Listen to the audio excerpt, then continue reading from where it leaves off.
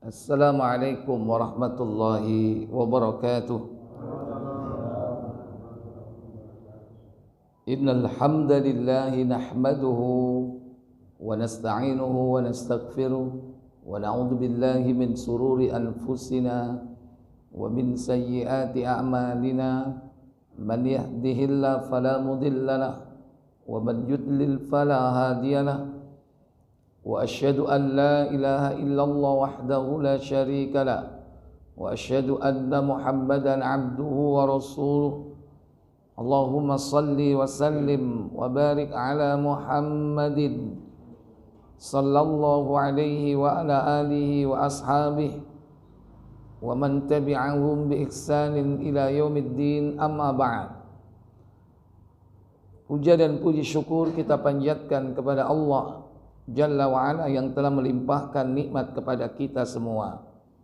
Dipertemukan kita pada malam yang berbahagia ini dalam keadaan sehat walafiat, dalam kondisi tetap iman.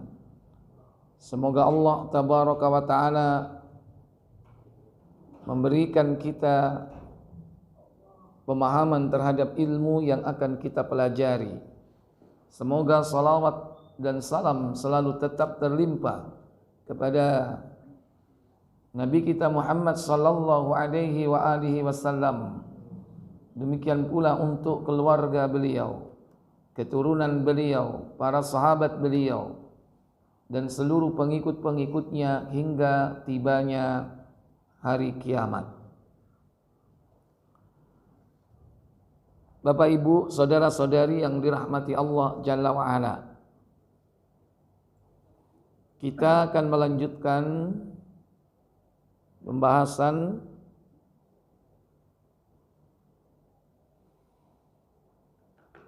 akhir dari kitab Thalathatul Usul, masih mengenai yakni berhukum dengan hukum Tauhid.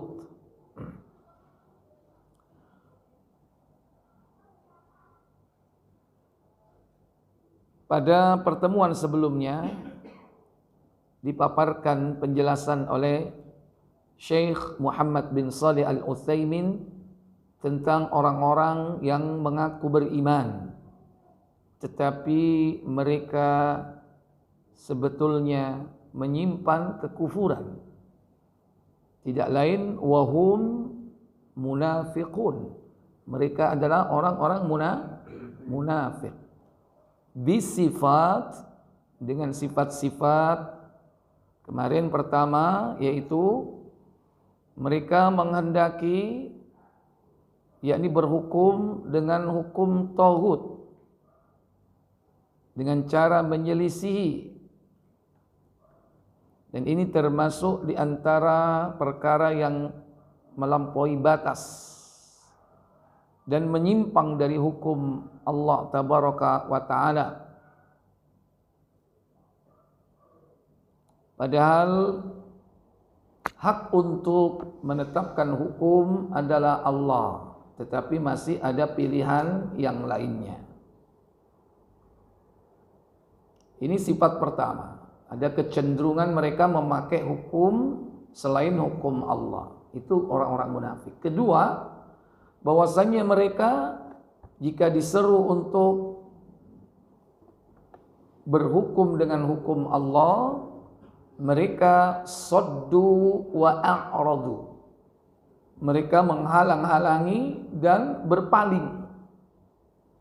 Kalau tadi secara personal dia punya kecenderungan untuk mengikuti hukum-hukum selain Allah. Yang kedua, ciri mereka yaitu jika mereka diseru, mereka menghalang-halangi dan berpaling dari seruan tersebut. Kemudian yang ketiga, bahwasanya mereka jika diberi musibah dengan suatu musibah yang ada pada mereka karena akibat dari perbuatan mereka, mereka kemudian bersembunyi di balik sumpah-sumpah mereka bahwa mereka tidaklah mengharapkan melainkan yakni kemaslahatan, kebaikan. Jadi mereka ketika akibat dari perbuatan yang mereka lakukan dengan berhukum dengan hukum bukan selain Allah, maka mereka mengelak, membela diri dan mengatakan yang sebaliknya, yaitu dia berharap dengan semua itu mereka berharap untuk mendapatkan kebaikan, padahal tidak demikian, dan bahkan mereka berani untuk bersumpah. Baik. Kemudian bagian yang kedua tentang berhukum dengan hukum selain Allah. Di sini ada 3 kategori.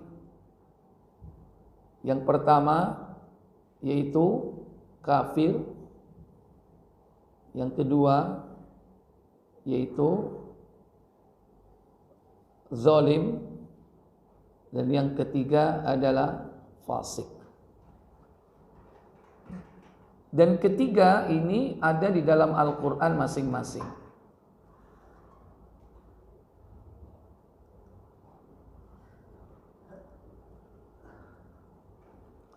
Yang pertama, famithlu qawlihi ta'ala, seperti firman Allah Ta'ala di dalam surah Al-Ma'idah, surah yang kelima pada ayat yang ke-45. Allah Jalla wa'ala berfirman dalam ayat tersebut,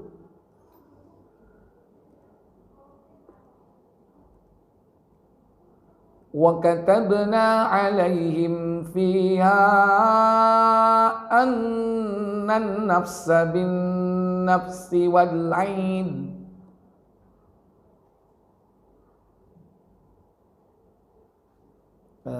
Afwan, ini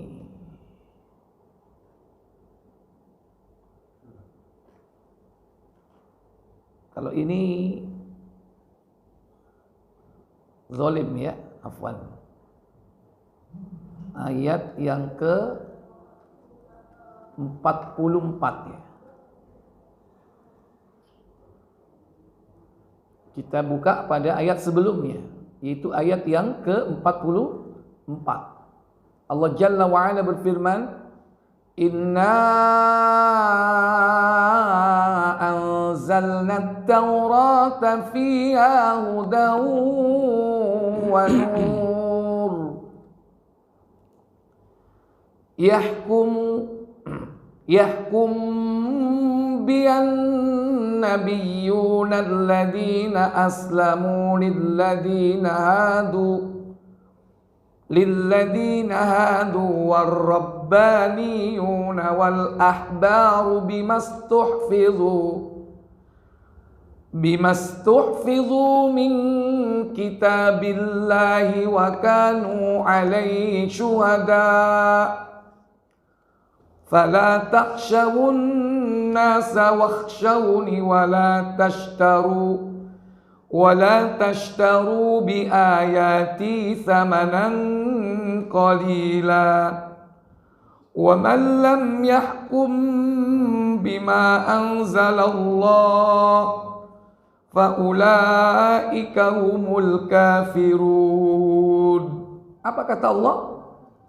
Sesungguhnya kami telah menurunkan kitab Taurat, di dalamnya ada petunjuk dan cahaya yang menerangi, yang dengan kitab itu diputuskan perkara orang-orang Yahudi oleh nabi-nabi yang menyerah diri kepada Allah, oleh orang-orang alim mereka dan pendeta-pendeta mereka, disebabkan mereka diperintahkan memelihara kitab-kitab Allah dan mereka menjadi saksi terhadapnya. Karena itu janganlah kamu takut kepada manusia, tetapi takutlah kepada Aku, dan janganlah kamu menukar ayat-ayatku dengan harga yang sedikit. Barang siapa yang tidak memutuskan menurut apa yang diturunkan Allah, maka mereka itu adalah orang-orang yang kafir. Ya. sekalipun ini khitabnya adalah kisah tentang orang-orang Yahudi yang Allah tetapkan untuk berhukum dengan hukum Allah Jalla wa'ala. Di antara mereka ada ahbar, ada rahib yang mereka menetapkan hukum, diwajibkan dengan hukum yang Allah turunkan. Dan larangan bagi mereka yakni untuk menukar ayat-ayat Allah. Wala tashtaru bi ayati thamanan qalila, dan janganlah kalian menukar ayat-ayatku dengan harga yang sedikit.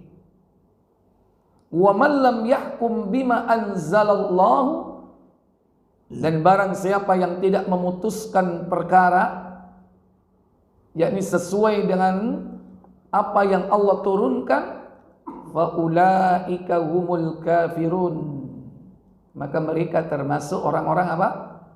Kafir. Ini yang pertama. Kemudian yang kedua yakni zalim, ada pada ayat berikutnya. Berarti ayat keberapa? Ayat ke-45.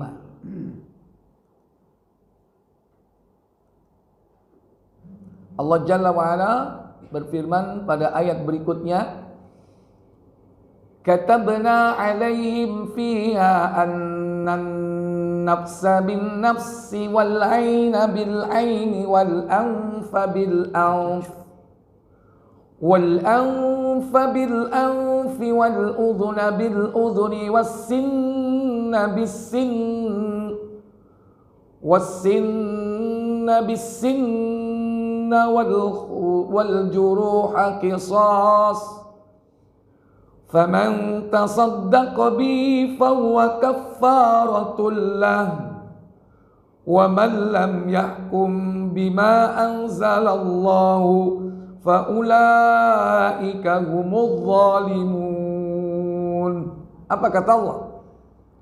Dan kami telah tetapkan terhadap mereka di dalamnya At-Taurat bahwasanya jiwa dibalas dengan jiwa, mata dengan mata, hidung dengan hidung, telinga dengan telinga, gigi dengan gigi, dan luka-luka pun ada kisosnya. Barang siapa yang melepaskan hak kisosnya, maka melepaskan hak itu menjadi penebus dosa baginya. Barang siapa yang tidak memutuskan perkara menurut apa yang diturunkan Allah, maka mereka itu adalah orang-orang yang zalim. Iya. Faman tasaddaqa bi, barang siapa yang melepaskan hak kisasnya, maka melepaskan hak kisas itu menjadi penebus dosa baginya. Artinya sekalipun ada ruang untuk memaafkan, tetapi kisas harus tetap ditegakkan.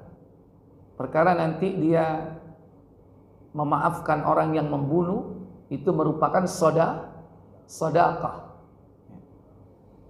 Karena hal itu dapat menebus dosanya.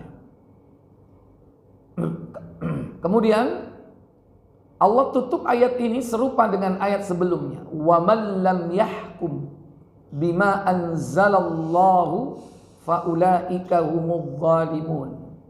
Dan barang siapa yang berhukum dengan hukum selain Allah, maka dia termasuk orang yang zalim. Ini yang kedua. Artinya di sini.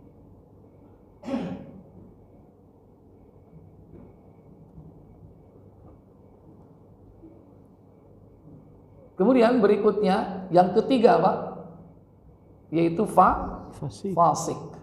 Ya, ini pada ayat 47. Allah Jalla Jalaluhu berfirman dalam ayat tersebut,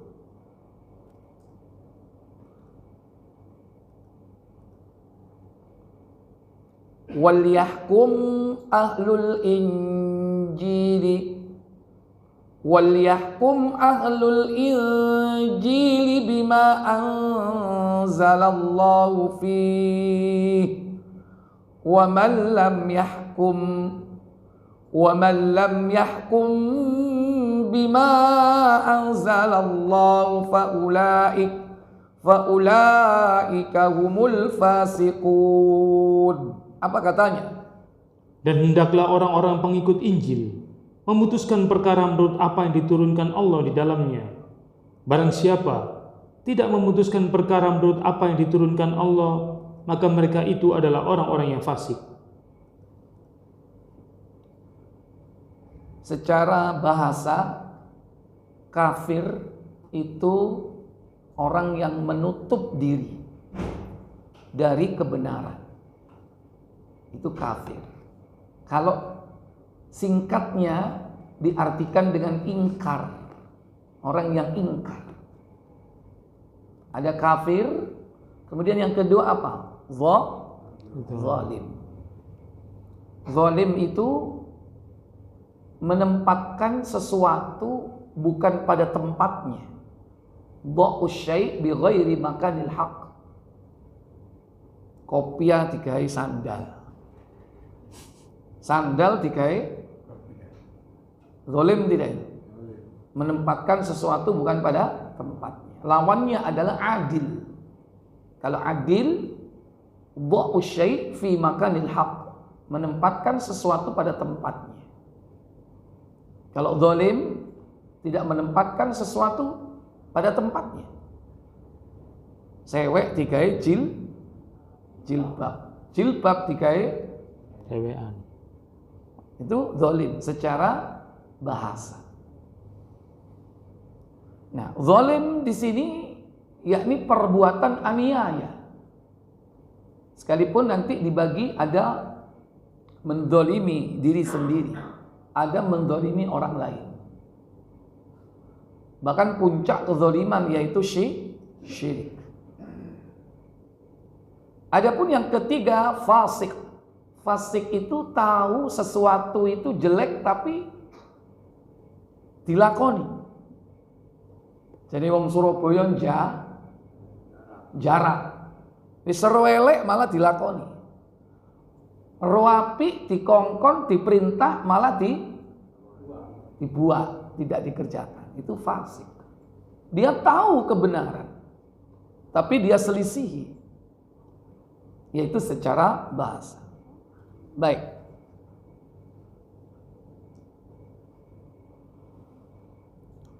Wa hal hadhihi al-awsaf ats-tsalatsa, apakah tiga sifat ini tatanazzalu ala mausufi wahidin, yaitu diturunkan atau diterapkan vonisnya dengan sifat yang satu, bimakna anna kulla man lam yahkum bima anzalallah fahuwa kafirun zalimun fasikun. Maknanya bahwa setiap orang yang berhukum dengan apa yang tidak diturunkan atau bukan dengan yang diturunkan oleh Allah, berhukum dengan hukum yang tidak diturunkan oleh Allah, ya, maka dia fahuwa kafirun, maka dia adalah kafir, zalim, fasik. Jadi tiga-tiganya ada. Cuma nanti dirinci Bapak Ibu, tidak bisa digebiah-uyah. Lianna Allah Ta'ala wasafal kafirina bidzulmin wal fisq. Karena Allah Ta'ala itu mensifati orang-orang kafir itu dengan zalim dan fasik. Jadi orang kafir itu pasti zalim. Dan orang kafir itu pasti fasik. Tidak sebaliknya. Saya ulang. Allah itu mensifati orang-orang kafir itu bahwa mereka itu adalah zalim dan fasik. Tapi kalau sebaliknya belum tentu. Karena derajat zalim dan fasik ini bisa lebih rendah. Orang yang fasik belum tentu kafir. Yang dimaksud di sini adalah kafir, yakni orang-orang yang tidak beriman. Orang-orang yang tidak beriman kepada Allah, tidak beriman dengan rukun-rukun iman yang ada. Baik dia adalah orang-orang musyrik ataupun yang lainnya. Orang-orang sobiin mungkin, dan orang-orang yang bahkan ahlul kitab.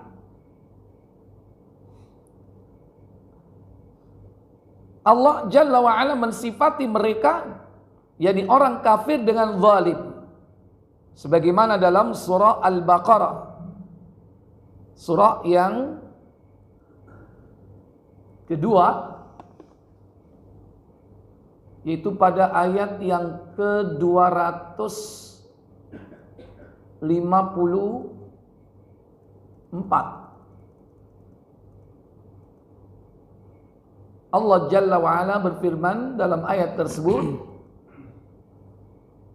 Ya ayyuhalladzina amanu anfiqu mimma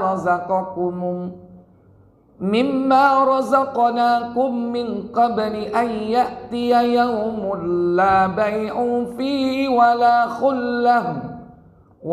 khullatun wala syafa'ah wal kafiruna humudz zalimun. Apa kata Allah? Hai orang-orang yang beriman, belanjakanlah di jalan Allah sebagian dari rezeki yang telah kami berikan kepadamu sebelum datang hari yang pada hari itu tidak ada lagi jual beli dan tidak ada lagi syafaat. Dan orang-orang kafir itulah orang-orang yang zalim. Jadi orang kafir itu disifati dengan apa? Orang zalim. Jadi orang kafir itu pasti zalim. Menempatkan sesuatu bukan pada tempatnya. Demikian pula berikutnya, yakni Allah Jalla wa'ala mensifati orang kafir itu dengan fasik dalam surah At-Taubah.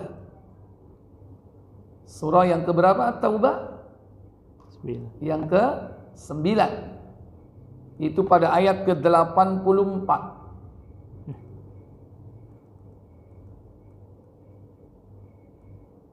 Allah Jalla wa'ala berfirman dalam ayat tersebut, وَلَا تُصَلِّ عَلَىٰ أَحَدٍ مِّنْهُمْ مَاتَ أَبَدًا وَلَا تَقُمْ عَلَىٰ قَبْرِهِ إِنَّهُمْ كَفَرُوا بِاللَّهِ وَرَسُولِهِ وَمَاتُوا وَهُمْ فَاسِقُونَ. Apa kata Allah? Dan janganlah kamu sekali-kali mensolatkan jenazah seorang yang mati di antara mereka, dan janganlah kamu berdiri mendoakan di kuburnya. Sesungguhnya mereka telah kafir kepada Allah dan Rasulnya, dan mereka mati dalam keadaan fasik. Ya. Innahum kafaru billahi. Sesungguhnya mereka telah kafir kepada Allah dan Rasulnya. Wa matu wa hum fasiqun, dan bahwasannya mereka telah mati dalam keadaan fasik. Ini dalil larangan bagi orang yang mati dalam keadaan kafir, tidak boleh disolati jenazahnya. Bahkan ayat ini diturunkan berkaitan dengan orang-orang munafik. Karena hakikat orang munafik itu adalah kafir. Itu pada zaman Nabi jelas, karena daftarnya ada. Dan yang tahu daftarnya adalah sahabat Hudzaifah bin Al-Yaman. Dia termasuk ashabu sirin Nabi, sahabat yang memegang rahasia Nabi, sebagai rujukan untuk sahabat yang lainnya. Kalau ada yang meninggal dunia, kalau yang meninggal itu munafik, maka mereka tidak mensolati. Ayat ini diturunkan berkaitan dengan kematian gembong munafik yang bernama Abdullah bin Ubay bin Salul. Padahal dia punya anak, anaknya namanya Abdullah juga. Abdullah bin Abdullah, Abdullah bin Abdullah bin Ubay bin Salul. Anaknya sahabat Nabi, tapi bapaknya musuhnya Nabi, yaitu Abdullah bin Ubay. Anaknya Abdullah bin Abdullah itu sempat minta kepada Rasulullah, tolong dong Rasul, solatin bapak gua, minta disolati.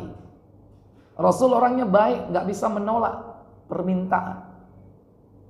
Akhirnya mau disolati itu, ditarik tangannya oleh Umar bin Khattab. Bukankah kau mengatakan dia ini munafik? Wahai Umar, aku hanya diberi pilihan, kau solatkan atau tidak akan bermanfaat baginya. Sekalipun kau solatkan sebanyak 70 kali. Aku diberi pilihan seperti itu. Bahkan Umar, aku akan solatkan lebih dari itu. Doakan lebih dari itu. Rasul mensolati, Umar bin Khattab gak ikut solat. Akhirnya setelah Rasul solat, turunlah ayat ini. Wala tusalli ala ahadim minhu mata abada. Janganlah kau menyolatkan jenazah orang yang mati di antara mereka. Itu yang mati dalam keadaan kafir. Wala takum ala qabri, dan jangan kau berdiri di atas kuburnya. Maksudnya apa? Berdiri di atas kuburnya, yaitu mendoakan. Karena memang mendoakan ahli kubur itu cukup dengan berdiri di atas di kuburnya. Ini isyarat dalam Al-Quran bagaimana tata cara ziarah kubur, mendoakan ahli kubur. Jangan wala takum, jangan kau berdiri ala qabri, di atas kuburnya, yaitu maksudnya mendoakan. Innahum kafaru billahi wa rasulih, karena sesungguhnya mereka telah kafir kepada Allah dan Rasul. Wa matu wa hum fasikun, dan dia mati dalam kondisi fasik.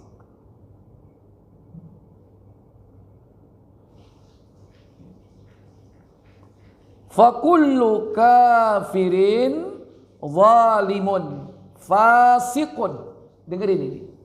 Fa kullu kafirin zalimun fasiqun, maka setiap orang yang kafir adalah zalim, fasik. Au hadhil awsaf tatanazzalu ala mawsufin bihasbi hamili lahum ala adamil hukmi bima anzalallah. Maka pensifatan dalam ayat ini diturunkan, yakni atas orang-orang yang disifati sesuai dengan kadar, yakni peniadaan mereka di dalam melaksanakan hukum yang diturunkan oleh Allah Jalla wa'ala. Jadi sesuai dengan kadarnya, sejauh mana dia meninggalkan hukum Allah itu, maka sejauh itu pula lah dia dihukumi, yakni apa? Zalim, dan dihukumi fasik.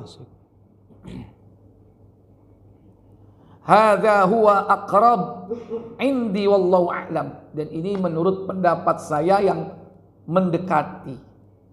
Ini siapa? Syekh Muhammad bin Shalih Al-Utsaimin.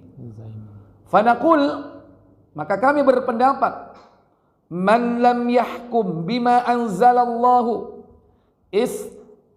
istighfafan bih, maka barang siapa yang berhukum bukan dengan apa yang diturunkan oleh Allah Jalla wa'ala, dalam rangka untuk melecehkan, au ihtiqaran, atau menghinakan, merendahkan, ya, au i'tiqadan, atau dengan i'tiqad, keyakinan, anna ghairahu aslah min, bahwasanya hukum selain hukum Allah itu lebih baik. Dia meyakini ada hukum selain hukum Allah itu lebih baik. Dan hukum Allah direndahkan, dilecehkan. Opo kausum kuno.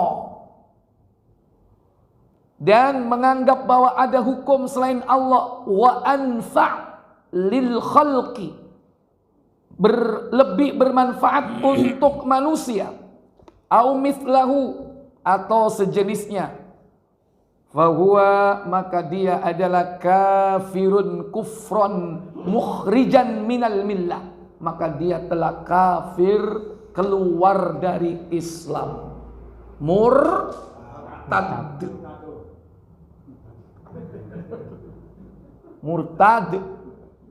Bukan murtado, beda.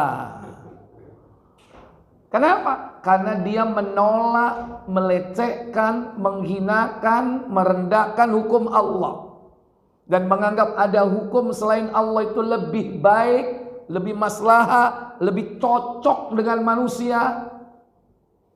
Dengan keyakinan penuh, kesadaran penuh dalam hatinya, wa huwa kafirun, maka dia kafir, mukhrijun minal millah, keluar dari agama.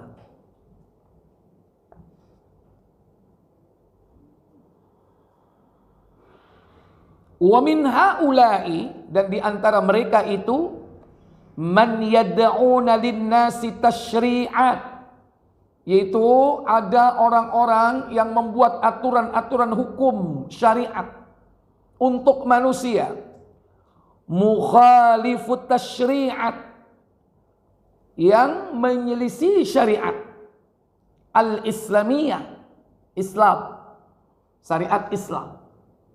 Kalau sejalan nggak masalah, kalau cocok nggak masalah, kalau berjalan beriring, relevan, apa istilahnya,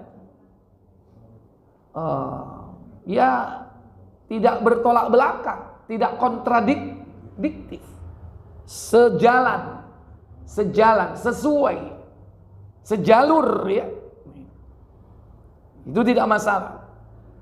Tapi ini apa? Takhalafat tasyri'atil islamiyah, menyelisih syariat Islamiyah. Litakuna minhajan yasirun nasa alaih, agar manusia itu merujuk kepada hukum dan undang-undang tersebut. Fa innahum lam yad'u tilka tasyri'at al-mukhalafa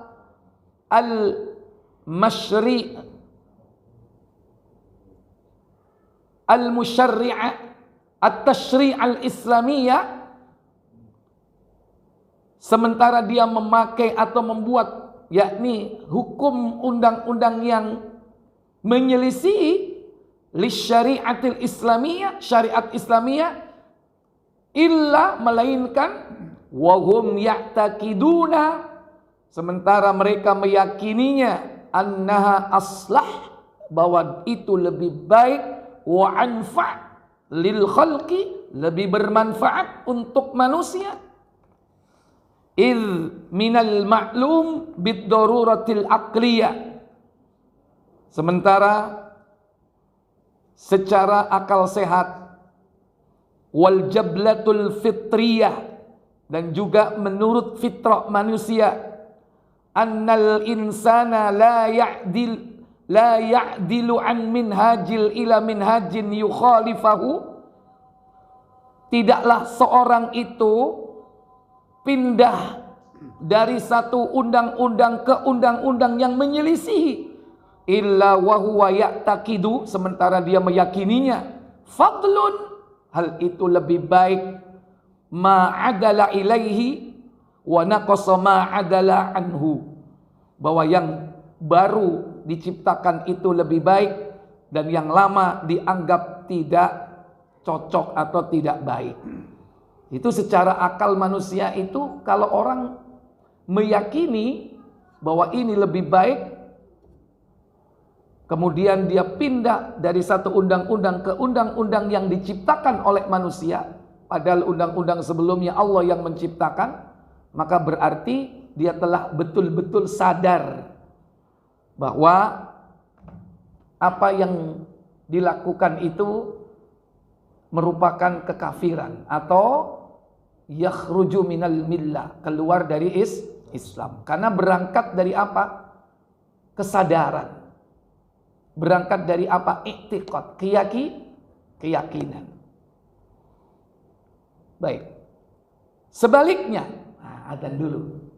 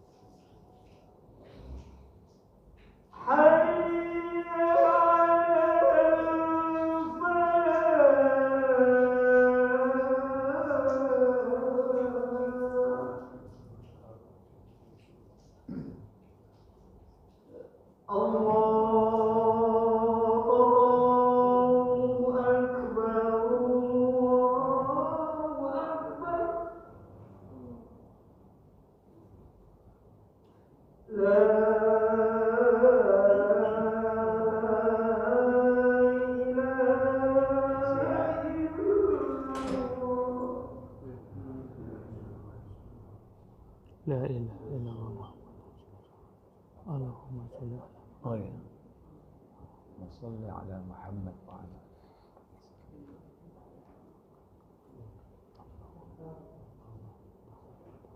Allahumma.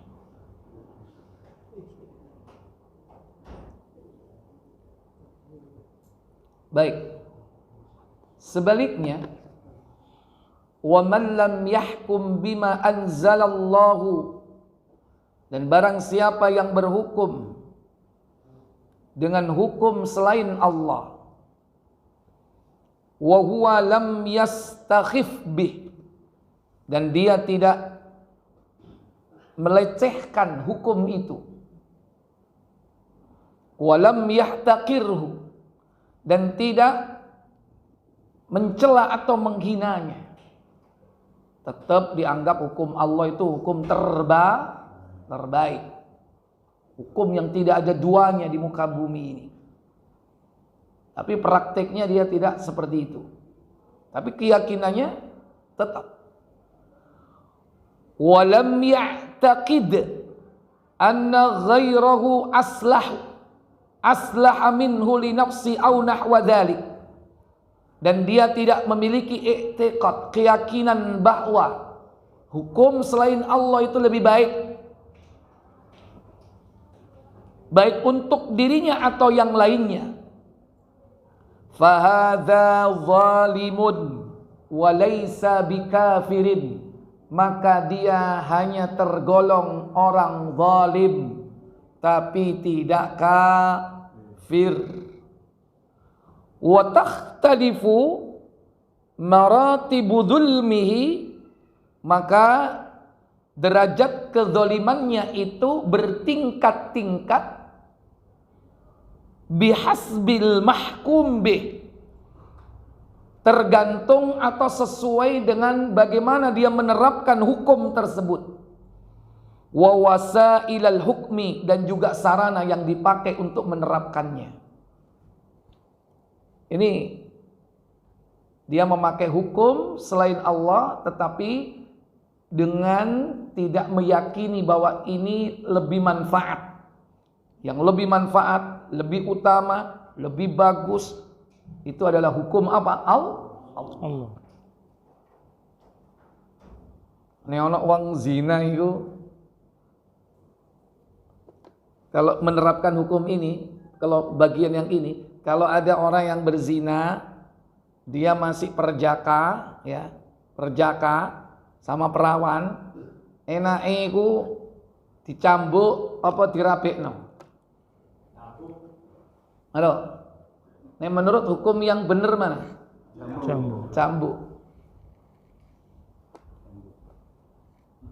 Kenapa? Itu hukum Allah. Harus diyakini itu hukum terbaik.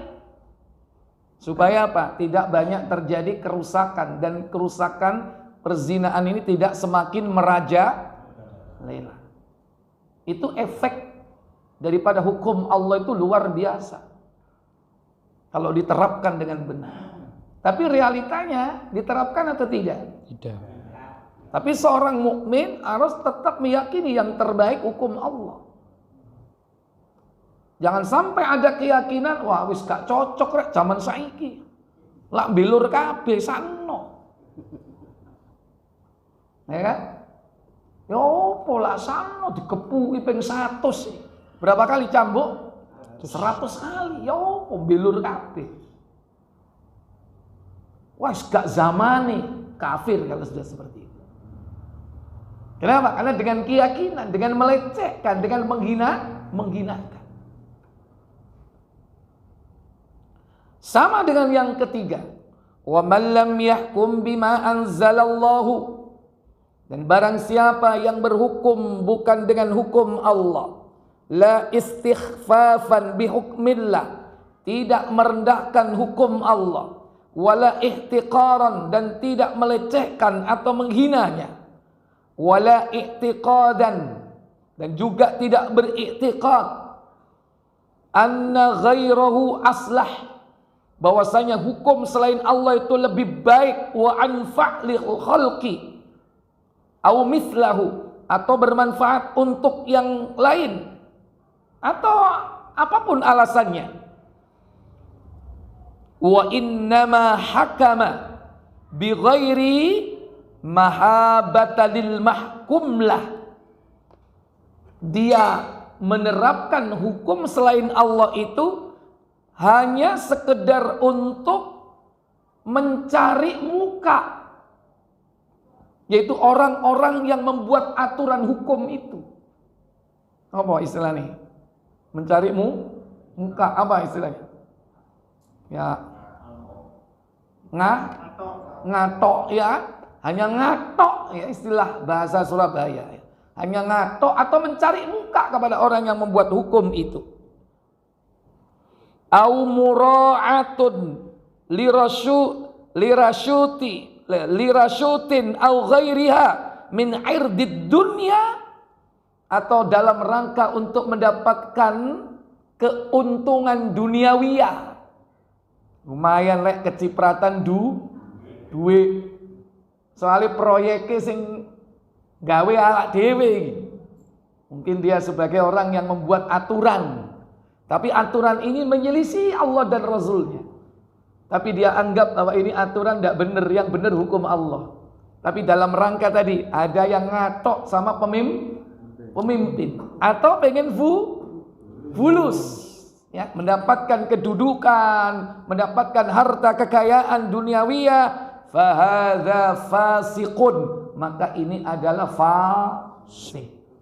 Disuruh elek tetap dilakoni. Fasik. Walaisa bikafirin, dan dia tidak termasuk kafir yang mengeluarkan dia dari Islam. Tapi karena ada keyakinan bahwa terbaik itu adalah hukum apa? Hukum Allah. Rajam, potong tangan, kisos. Apa meneh? Cambuk, ngombe homer, pecot kan ping 80. Lede kon kulitmu. Nek diterapno hukum Islam, selamat. Baik. Wa takhtalifu maratibu fisqihi bihasbil mahkum bih. Maka tingkat derajat kefasikannya itu tergantung dari tingkat kefasikan yang dilakukannya itu. Tingkat meninggalkan hukum Allahnya itu. Baik dalam menerapkannya atau di dalam wawasa ilal hukmi, dalam memakai sarana-sarana penerapan hukum itu. Maka berbanding lurus sesuai dengan kadar penyimpangannya. Semakin menyimpang, semakin fasik. Kalau penyimpangannya sedikit, maka kefasikannya sedikit. Berbanding lurus. Qala Syekhul Islam Ibnu Taimiyah rahimallahu taala, berkata Syekhul Islam Ibnu Taimiyah, fi man ittakhadu ahbarahum wa ruhbanahum arbaban min dunillahi, tentang firman Allah Jalla wa Ala, surat At-Taubah berarti ayat yang ke-31. Mereka telah menjadikan rahib, orang-orang alimnya dan ahli-ahli ibadahnya sebagai rob-rob tandingan selain Allah. Annahum ala wajhain, bahwasanya mereka itu dibagi menjadi dua kelompok. Orang yang termasuk kategori At-Taubah 31, yaitu mengikuti para pemimpin, para ulama, para umara yang menetapkan hukum menyelisih hukum Allah dan Rasulnya. Menurut Ibnu Taimiyah ada dua kelompok, ada dua kategori.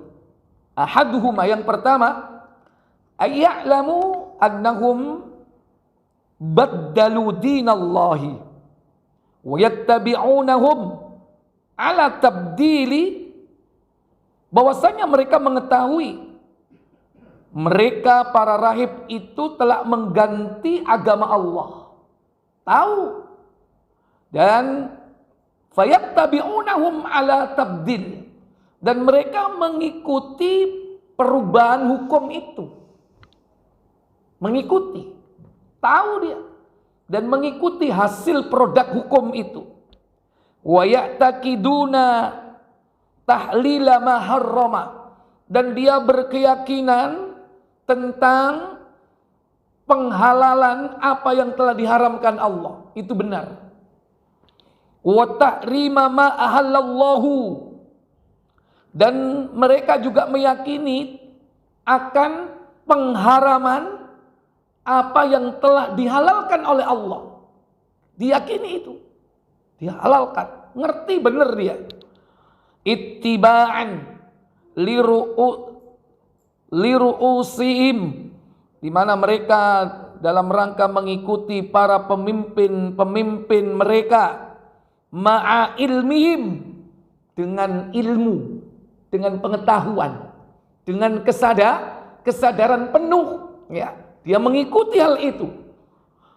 Annahum khalifu dinar rusul, bahwasanya mereka telah menyelisih agama para nabi, para rasul.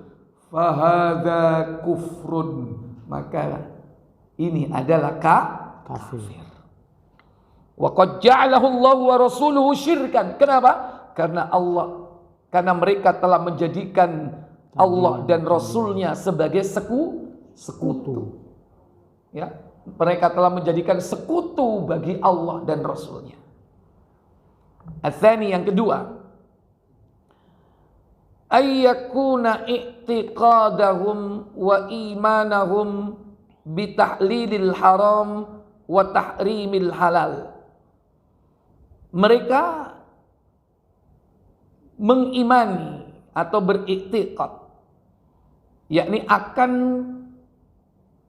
proses penghalalan hukum Allah yang diharamkan dan pengharaman apa yang dihalalkan oleh Allah, kal ibaratil mangkula'an, sebagaimana orang tersebut yakni tidak meyakini bahwasanya hukum yang terbaik itu adalah hukum buatan manusia. Sabitan lakinnahum ata'uhum fi maksiatillah, akan tetapi mereka mentaati hukum itu dalam bermaksiat kepada Allah Jalla wa'ala.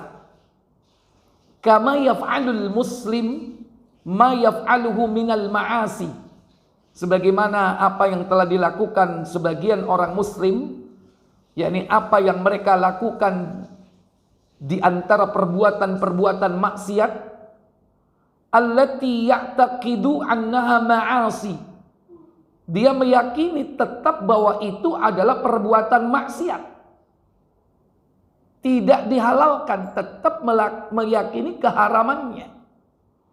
Dia melakukan perbuatan zina, perbuatan minum khamr, berjudi, dengan ya'taqidu annaha ma'asi, meyakini tetap bahwa itu adalah perbuatan maksiat. Bukan lantas apa-apa zina itu, sing penting karo, sing penting seneng podo seneng, sing penting gak ganggu wong liya.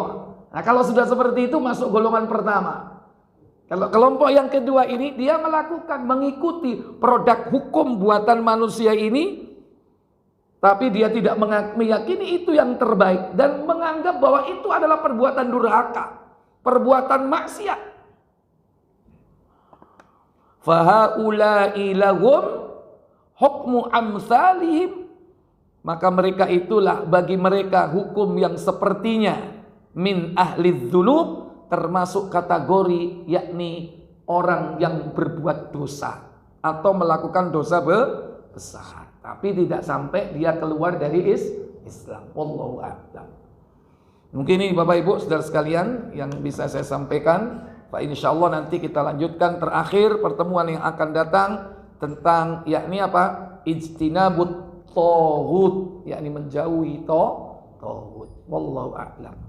Baik, ada pertanyaan? Silakan.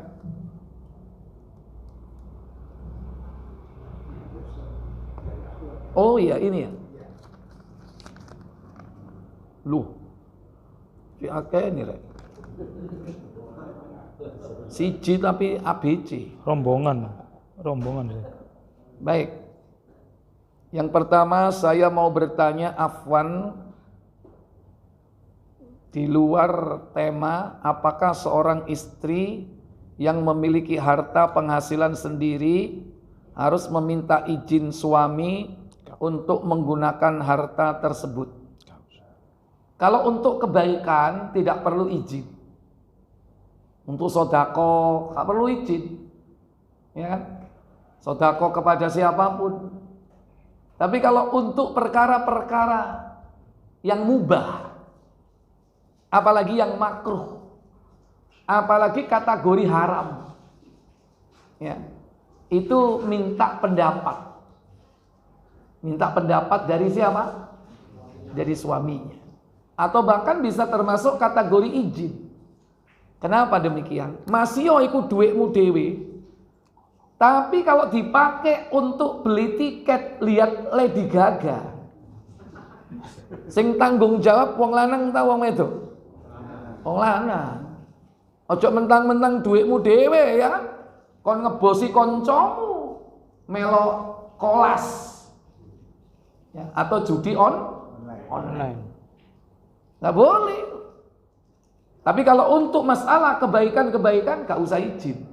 Karena itu hartanya sendiri. Beda kalau itu harta suami. Kalau harta suami, seorang istri diberi harta itu untuk dikelola. Untuk dikelola. Maka dikelola sesuai dengan apa yang telah diamanahkan. Iki kayak SPP, iki kayak belonjo, iki kayak nabung misalnya atau apa. Kalau misalnya menyimpang dari itu harus izin. Tapi kalau duitnya sendiri untuk kebaikan, untuk sodako, ya kan? Atau untuk beli sesuatu yang memang hajatnya, kebutuhan, ya, nggak perlu. Tapi kalau itu bukan kebutuhan pokok, tapi kebutuhan tersier, apalagi, ya aku di duit, aku kepingin tuku omah. Itu harus izin. Kenapa? Mungkin suaminya bisa memberikan saran yang lebih baik. Mama, timbangannya kayak tuku omah masih ono omah murah. Mama iki lak durung haji. Mending digawe budal haji tahun niki langsung berangkat. Namanya haji furoda. Lu piro ya? 350. Duh, murah ya. Lah duitku 1,5 ki arep tuku apa? Arep tuku omah iki tak sediakno 1,5. Mek 350 langsung tahun iki budal. Iya. Nah, itu maksudnya suami ini dimintai saran, pendapat, kalau perlu bahkan izin. Karena ini kaitannya dengan apa? Kaitannya dengan masalah kebaikan seorang istri itu juga terletak pada bagaimana suami memberikan izin untuk aktivitasnya sehari-hari. Untuk kebaikannya. Bukan lantas karena duitnya sendiri dia seenaknya saja, ya. Lantas membeli sesuatu yang justru nanti akan menjadi bahan pertanyaan di akhirat. Akan ditanyakan nanti. Kaki kita tidak akan bergeser sebelum ditanya tentang harta itu 2 kan? 5 totalnya. Pertama, yakni an umrihi fima afnah, tentang umurnya untuk apa dihabiskan. Yang kedua, wa an syababi fima abla, tentang masa mudanya untuk apa dihabiskan. Yang ketiga, wa an malihi, tentang hartanya, min ainak tasabahu, dari mana kau dapat, wa fima anfaqahu, di mana kau belanjakan, dari mana kemana ditanya oleh Allah. Jadi itu.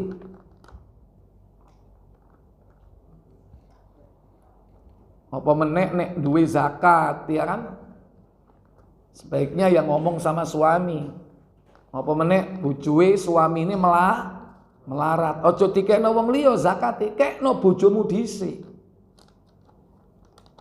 Seorang suami kalau ada seorang istri yang kaya, dia adalah muzakki, memberikan zakat, sementara suaminya mustahik, fakir, miskin, maka zakat yang paling utama diberikan kepada siapa? Orang dekatnya. Siapa orang dekatnya? Suaminya. Ya, alhamdulillah tahun niki aku duwe zakat 50 juta. Timbangane tak kekno wong liya. Ado-ado. Sampean lah fakir ta ya. Tak kekno sampean ae. Ya apa sampean dapat zakat di fakir-fakir gimana? Mau nggak?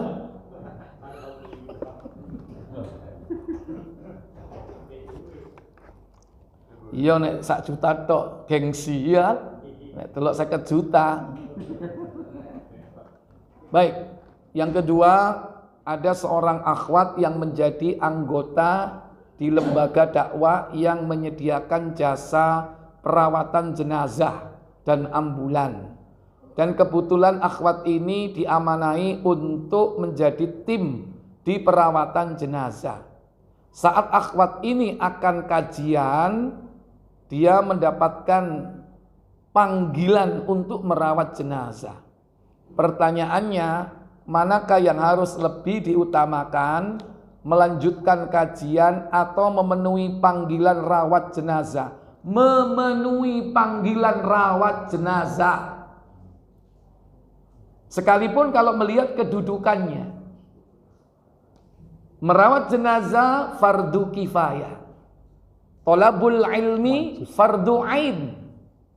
Tapi harus dilihat segi krusialnya, apa ini?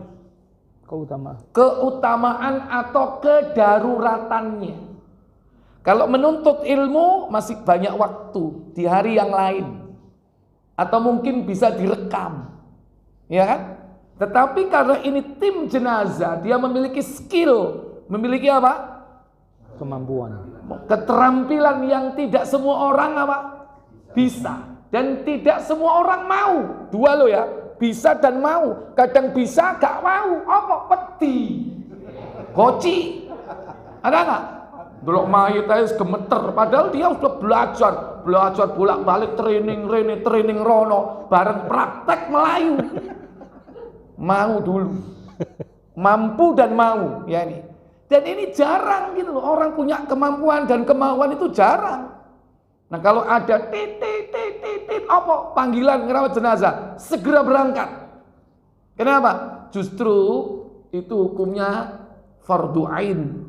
Dalam kondisi seperti itu. Karena bisa jadi nanti ada yang sudah melakukannya tapi tidak memenuhi syarat. Sementara dia mendapatkan panggilan itu mungkin dia hanya tahu referensinya adalah dia. Ya. Karena mungkin kalau thalabul ilmi bisa lihat rekamannya. Nek ngerawat jenazah iso enggak? Rekamannya apa? Yang ketiga terakhir, apa hukum merawat jenazah? Karena saya pernah mau dengar ada yang menyatakan fardu kifayah, ada juga yang mengatakan sunnah. Secara umum hukumnya fardu kifayah, tapi dia bisa naik menjadi fardu ain. Ketika ada orang mati dan di tempat itu gak ada sama sekali orang yang bisa merawat jenazah. Sementara dia hanya satu-satunya orang yang mampu dan mau. Bagi dia wajib gak? Wajib khusus dia fardu ain. Yang bagi yang lainnya fardu kifayah. Kenapa? Karena sudah terwakili. Itulah makna fardu kifayah. Kalau sudah ada 1 orang, 2 orang, beberapa orang yang memenuhi syarat di dalam melakukannya, dan bagi dia itu hukumnya wajib ain, karena jangan sampai tidak diurus jenazah itu, tapi bagi yang lain fardu kifayah. Jadi bukan hanya sunnah lagi. Sunnah itu apa? Kalau sudah ada tim yang melakukan, ya kan? Yang lain-lain juga mampu, bisa sewaktu-waktu, siap sewaktu-waktu. Sementara antum mendengarkan, kemudian ikut takziah.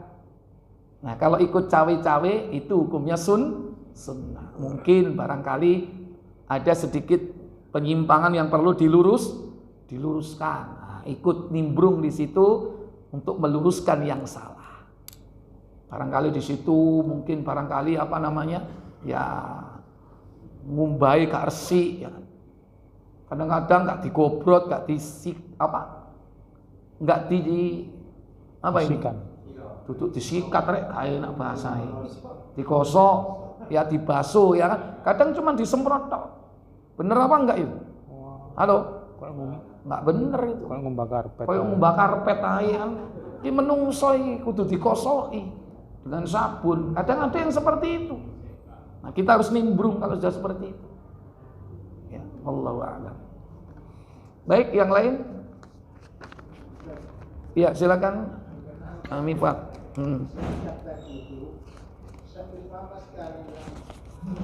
Yaitu suami yang mustahiknya itu perempuan, apakah boleh? Iya. Iya. Yang kedua, misalkan anak juga kepada orang tua, yang muzakinya itu anak, mustahiknya itu orang tua, apakah itu juga termasuk orang dekat? Iya. Baik. Jadi zakat itu tidak boleh diberikan kepada orang yang wajib dinafkahi. Ya. Siapa orang yang wajib dinafkahi? Pertama, orang tua. Seorang anak lelaki, dia wajib memberikan nafkah kepada orang tuanya. Maka tidak boleh anak itu memberikan zakat kepada orang tuanya. Salah alamat. Pertama. Yang kedua, siapa yang wajib dinafkahi? Istrinya. Maka tidak boleh seorang suami yang punya harta dan dia muzaki dan dia mengeluarkan zakatnya untuk istrinya. Nggak boleh, karena itu wajib dinafkahi. Yang ketiga, untuk anaknya. Tidak boleh seorang bapak memberikan zakat yakni kepada anaknya, karena anak itu wajib dinafkahi. Anak kepada orang tua kepada anak. Nggak boleh. Kalau suami istri cuma apa? Suami kepada istri yang tidak boleh. Tapi kalau sebaliknya, istri dia punya duit dan wajib zakat, boleh diberikan ke suami zakatnya. Kenapa? Karena istri tidak wajib menafkahi suami. 3 berarti. Ya kan? Ini 3. Istri 3. Istri. Oh, maksudnya istri. Kalau kita ini iswan, Pak. Belum istri, ya kan? Belum. Kita ini iswan masih ya. Oh, niku opo ae kok hubungane kan. Aku ngomong istri ket mau iki pikirane tri itu telu karepe ngono. Wes wa akhiru da'wana walhamdulillahirabbil alamin. Subhanakallahumma wa bihamdik asyhadu an la ilaha illa anta astaghfiruka wa atubu ilaik. Assalamualaikum warahmatullahi wabarakatuh.